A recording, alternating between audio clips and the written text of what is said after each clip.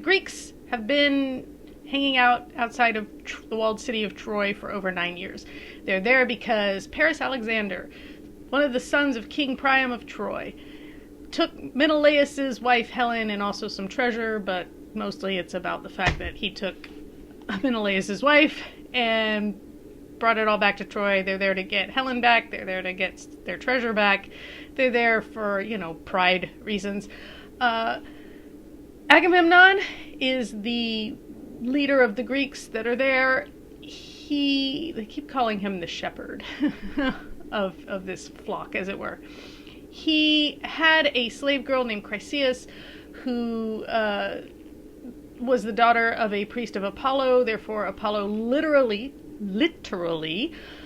plagued the Greeks until they gave Chryseis back to her father. And since Agamemnon's like, look, I'm in charge, I'm the leader, I shouldn't go with less than everybody else, he takes Achilles' slave girl Chryseis, leaving Achilles short a prize, I guess. Achilles takes it personally.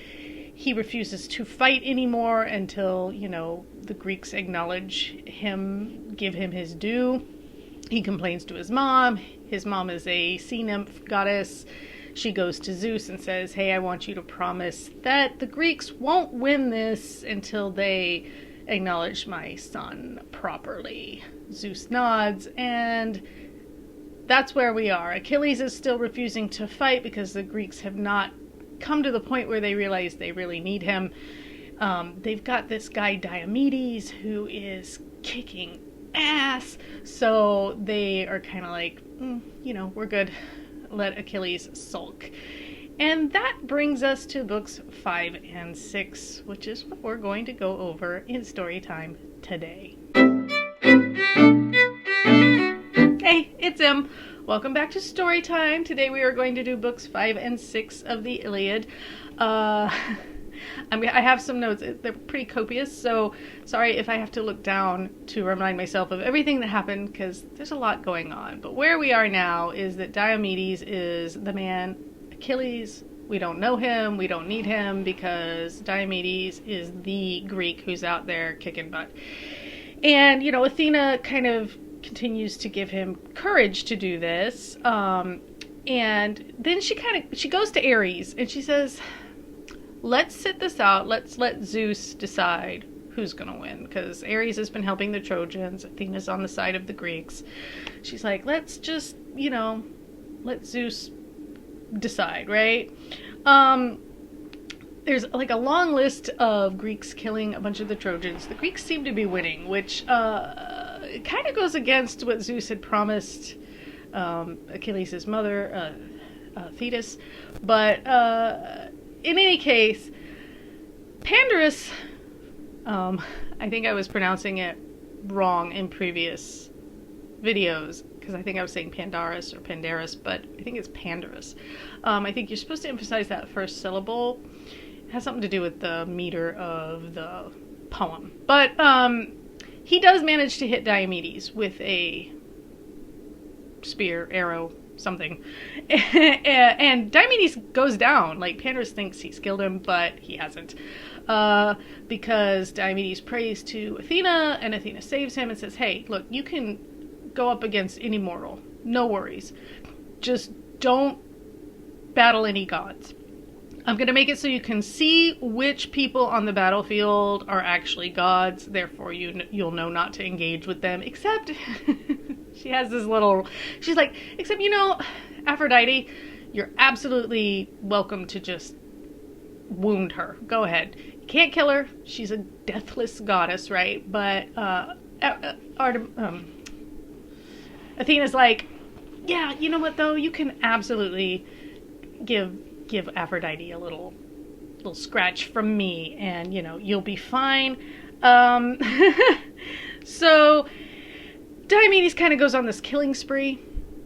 He's like, Pandarus and Aeneas are actually starting to wonder if Diomedes is like a god in disguise, like an angry god, right? Like, he's described as a maniac at one point, but like, they're like, did we forget to sacrifice to someone, and now this god's like really angry, and fighting on the side of the Greeks because we screwed up, you know.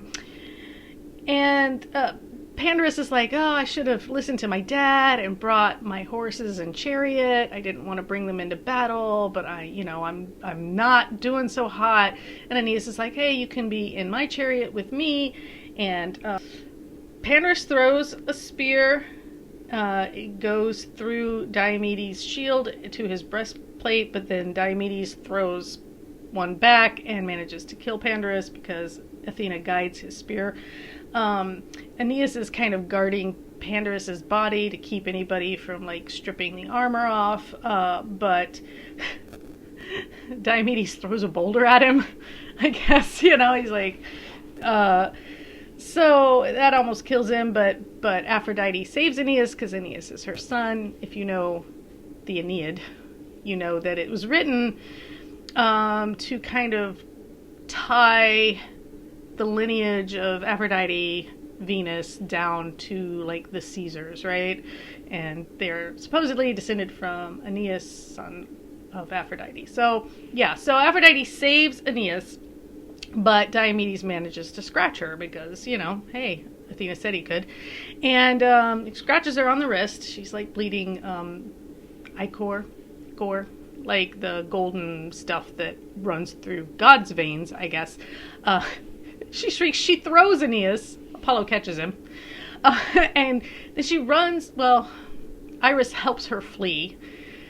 Aphrodite's not a battle goddess, okay? She's got none of the characteristics, none of the qualities required of somebody on a battlefield, all right? She's just out there trying to save her favorites, basically. But she's not very good at it. And so Iris has to help her flee. She goes to Ares and says, hey, can I have your horses to get back to Olympus? Somebody scratched my wrist. I'm very sad. And I don't know why, though, she needs Ares' horses to get back to Olympus. It's unclear. Gods seem able to come and go at will, but I guess not. I don't know. She needs... Anyway, Ares gives her the horses. She goes home. She cries to her mommy.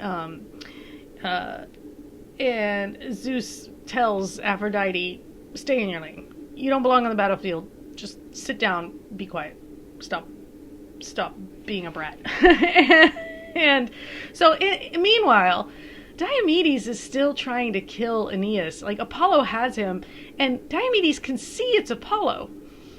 But he's still just trying. Like, Apollo's kind of doing the cartoon where one person's got like a hand on the forehead and the person's swinging but they can't reach. It's basically that, okay? Apollo's like, dude, chill. Like, I'm a god, and so Apollo like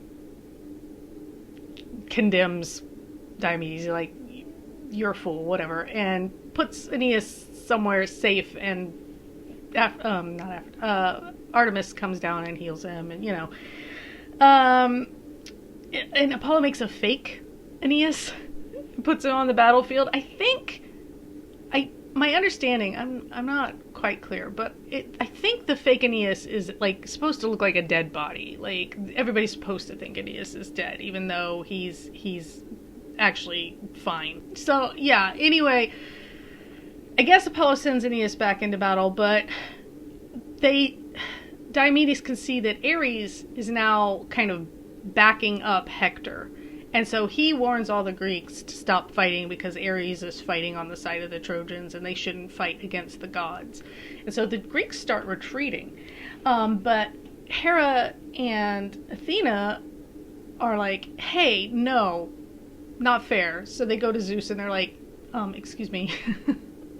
But Ares is playing unfair. And Zeus says, fine, go down there and, stop him. So they hop in a chariot, they go down to get the Greeks going again. Athena tells Diomedes, you don't even have to fear Ares. They throw Sthenelus out of a chariot and hop in. Come on, we're going Trojan killing, I guess. And they kind of ride right at Ares. And Athena helps Diomedes wound Ares. And Ares is, of course, angry, and he goes home to Olympus and complains to Zeus. And he's like, Athena, he calls Athena that crazy daughter, your crazy daughter. And Zeus tells Ares, you're my least favorite child. Shut up. You know, like, I hate you the most. Basically, you're the worst. But he still has pay and heal him. So that is how book 5 ends, right? Like, the gods are like gonna sit it out, and then they didn't sit it out. As per usual, right? I think the overarching theme here is that we're kind of all stuck with the whims of these gods, right? Whatever the gods decide, whatever they choose, when they choose to engage, when they choose not to engage, the humans involved are just kind of stuck with it. So we get to book 6. So there's more fighting. Fighting continues.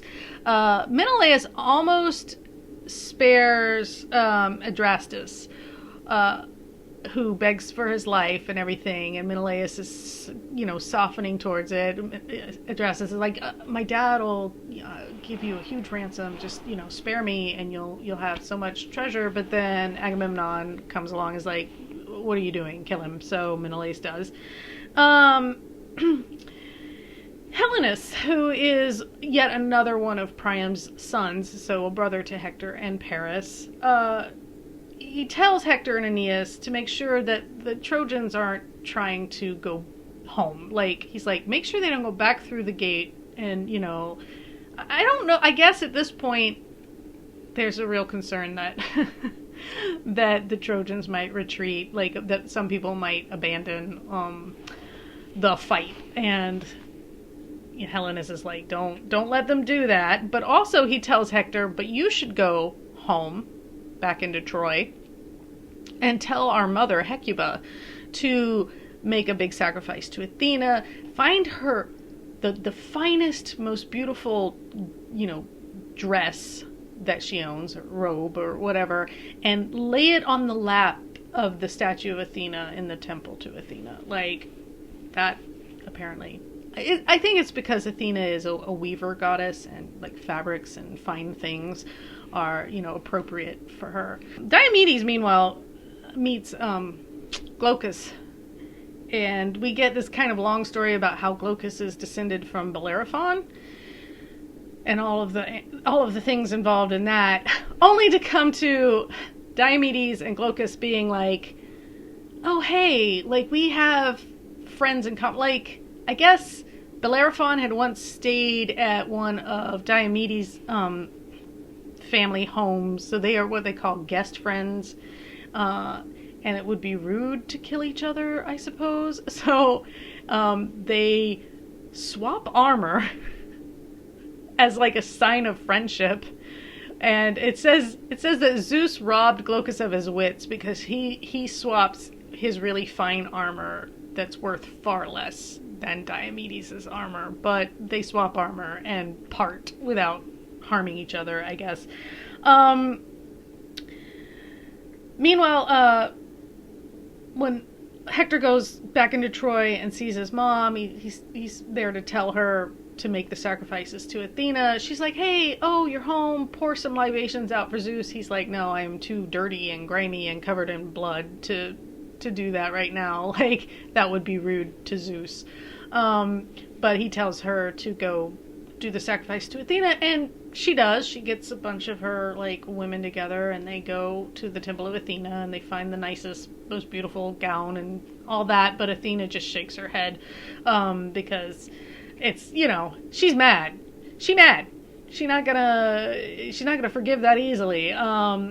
Your dress is not gonna be enough to assuage her rage here. Then Hector goes and finds Paris, who, if you remember, had been picked up by Aphrodite and put back with his wife. And Paris is kind of like fiddling with his armor, and Helen is there, and Hector's like, dude. What's funny is that in this translation, basically, the thing people call each other when they want to call each other out is strange. You strange man. which is an interesting look at the way the Greeks must have, like, they wanted a very normative existence, and anybody who behaves in a way outside what would be considered normal in the sphere, in the sphere of normalcy, are strange, and that's considered a rebuke. You strange man, like what's wrong with you? So Hector finds Paris. It's like, dude, you're in here lounging around, the rest of us are fighting, and this whole fight is because you started it. And Paris is like, yeah, no, you're absolutely right. And Helen tries to get Hector to sit down and stay for a minute. And Helen keeps calling herself a dog, and she's like, oh, I wish when I was born the gods had just swept me up in the wind and left me in the mountains to die, or thrown me in the ocean, but this is my lot in life, is to be this, token, this pawn in this game or whatever, and like, won't you just sit down for a minute? Hector's like, no. He goes to see his wife, Andromache. They have a newborn son. Andromache gives like this, she's like all upset for obvious reasons. She knows her husband's in a dangerous situation. She's like, the Greeks are winning, you're gonna die. Achilles already killed like my whole family way back when. She goes through this whole story about how her family had been killed by Achilles, and Achilles isn't even on the battlefield right now, but still, he's kind of this, there's a sense of him as a threat, right? And Hector's like, yeah, and if and when I die, like, you're gonna be enslaved and sad. And but this is, I can't not fight. And he goes to hold his son, but the son is like crying because he's got his helmet on, so Hector has to take his helmet off for the baby, I guess, to recognize him or to feel safe around him. So Hector takes his helmet off. He prays to Zeus, to bless his son and make him as strong and as he is, and that kind of thing. And then he and Paris go back to battle. Like, Paris catches up to him as he's getting ready to leave. Hector sends Andromache back into, he's like, go.